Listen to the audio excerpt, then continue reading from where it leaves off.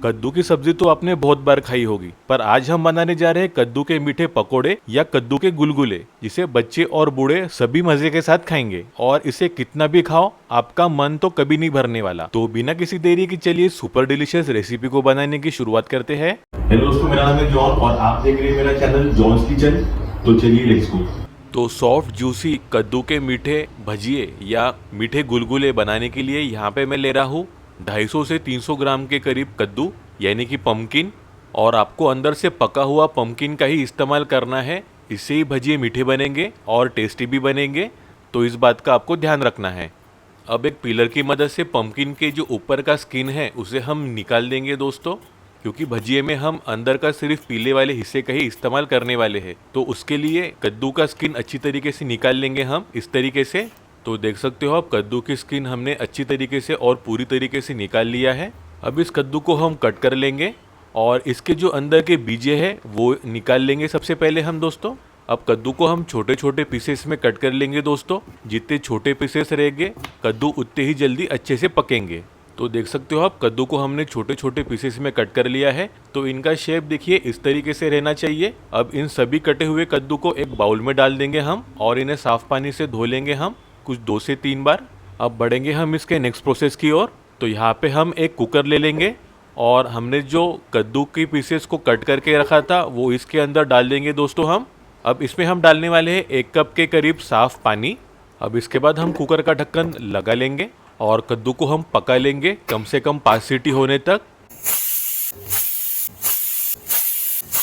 अब 5 सीटी हो चुके हैं, कुकर को ठंडा होने के लिए वेट कर लेंगे हम और इसके बाद कुकर का ढक्कन हम खोल लेंगे आराम से। अब एक चाकू की मदद से चेक कर लेंगे हम। तो देख सकते हो आप, कद्दू अपने कितने बढ़िया तरीके से पक चुके हैं और ये आसानी से कट भी रहे हैं। इसका मतलब कद्दू अपने एकदम परफेक्टली पक चुके हैं। अब एक मैशर की मदद से इन कद्दूओं को हम कद्दूकस कर लेंगे और सभी कद्दूओं को मसल लेंगे हम अच्छी तरीके से और इनका पेस्ट जैसा बना लेंगे हम। ये देखिए दोस्तों इस तरीके से।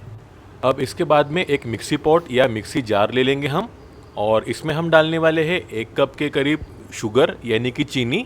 तो ये है 200 से 250 ग्राम के करीब। चीनी आप अपने हिसाब से कम या ज़्यादा कर सकते हो। और फिर इसमें हम डालने वाले हैं 3 से 4 हरी इलायची। हरी इलायची को हम साबुत ही डालेंगे दोस्तों। और इसके बाद जाएगा दालचीनी का टुकड़ा 1 से 1.5 इंच का, और इसे भी हम चीनी और इलायची के साथ में पीस लेंगे। बहुत ही अच्छा फ्लेवर आएगा इससे दोस्तों। और साथ में हम डालने वाले हैं जायफल का पाउडर 1 चुटकी भर। इससे भी रेसिपी में बहुत ज़्यादा खुशबू और फ्लेवर आएगा। अब पीस लेंगे हम सभी चीज़ों को एक साथ में दोस्तों। तो ये अपनी पीसी हुई चीनी बन के रेडी हो चुकी है। तो पीसी हुई चीनी बैटर को बाइंड करने में मदद करेगी। तो बढ़ते हैं अभी नेक्स्ट प्रोसेस की ओर दोस्तों। अब एक बाउल ले लेंगे और हमने जो कद्दू या पम्पकिन को कद्दूकस करके रखा था वो इसमें डाल देंगे और फिर इसी में हम डालने वाले हैं 1 से 1.5 कप के करीब गेहूं का आटा। आप रेडीमेड आटा या घर का पीसे वाला आटा कोई भी इस्तेमाल कर सकते हो। और फिर हम इसमें डालेंगे मैदा यानी ऑल पर्पस फ्लावर। तो ये हम डालेंगे 1/4 कप। और फिर खुशबू के लिए इसमें हम डालने वाले हैं कुटी हुई सौंफ। तो यहाँ पे मैं 2 बड़ा चम्मच कुटी हुई सौंफ डाल रहा हूँ दोस्तों। इससे बहुत ही बढ़िया फ्लेवर और टेस्ट आएगा। और इसके बाद हमने जो चीनी पहले से पीस के रखी थी वो भी इसके अंदर डाल देंगे दोस्तों। तो मैंने पहले ही कहा था चीनी की मात्रा आप अपने हिसाब से कम या ज़्यादा कर सकते हो। अब एक विस्कर या कोई भी चम्मच की मदद से हम इन सभी चीज़ों को अच्छी तरीके से मिक्स कर लेंगे दोस्तों। और इस बैटर में हमको पानी का इस्तेमाल बिल्कुल नहीं करना है, क्योंकि कद्दू का ही पानी इस बैटर में धीरे धीरे छूटते जाएगा। तो इसमें और ज़्यादा पानी ऐड करने की ज़रूरत नहीं है। और इसे हम कंटिन्यूसली इसी तरीके से फेंटते रहेंगे और मिलाते रहेंगे सभी चीज़ों को। अब ये कद्दू के मीठे भजिए या गुलगुले बनाने का बैटर रेडी हो चुका है। अब इसके बाद एक कढ़ाई में मैंने पहले से ही तेल को गर्म करने के लिए रख दिया था। तेल अच्छी तरीके से गर्म हो जाए उसके बाद हम छोटे छोटे पोर्शन में इस बैटर को ले लेंगे और धीरे धीरे इस गरम तेल में हम छोड़ते जाएंगे दोस्तों। ये देखिए इस तरीके से। अब स्लो मीडियम आंच पर 2 मिनट के लिए हम गुलगुलों को ऐसे ही छोड़ देंगे। तो देख सकते हो 2 से 3 मिनट के बाद अपने गुलगुले कितने बढ़िया तरीके से फूल चुके हैं और इनका रंग भी कितना गहरा हो चुका है।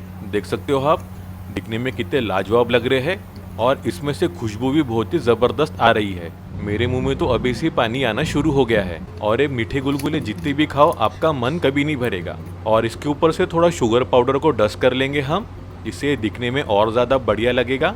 बच्चों को तो ये मीठे गुलगुले की रेसिपी इतनी पसंद आने वाली है कि रोज ही इसे बनाने की जिद करेंगे। और इस गुलगुले को देख सकते हो आप, अंदर से कितना बढ़िया रंग निखर के आया है और कितना सॉफ्ट और जूसी भी लग रहा है। तो एक बार इस कद्दू के मीठे गुलगुले की रेसिपी को जरूर ट्राई करना और मुझको कमेंट करके जरूर बताना आपको ये रेसिपी कैसी लगी और मुझको फीडबैक जरूर देना। वीडियो अच्छी लगी हो तो प्लीज एक प्यारा सा लाइक जरूर कर देना। अपने दोस्तों और रिश्तेदारों के साथ ये रेसिपी को जरूर शेयर करो और ऐसी बेहतरीन रेसिपीज के लिए मेरे चैनल को सब्सक्राइब जरूर कर लेना। बेल आइकन को दबाना बिल्कुल मत भूलना, इससे आपको मेरी हर वीडियो की नोटिफिकेशन मिलती रहेगी। और ऐसे बेहतरीन रेसिपीज के लिए मेरे ये वीडियोस को भी क्लिक करना बिल्कुल मत भूलिए। तो मिलते हैं एक नई रेसिपी के साथ, तब तक अपना ख्याल रखना। Bye, thank you.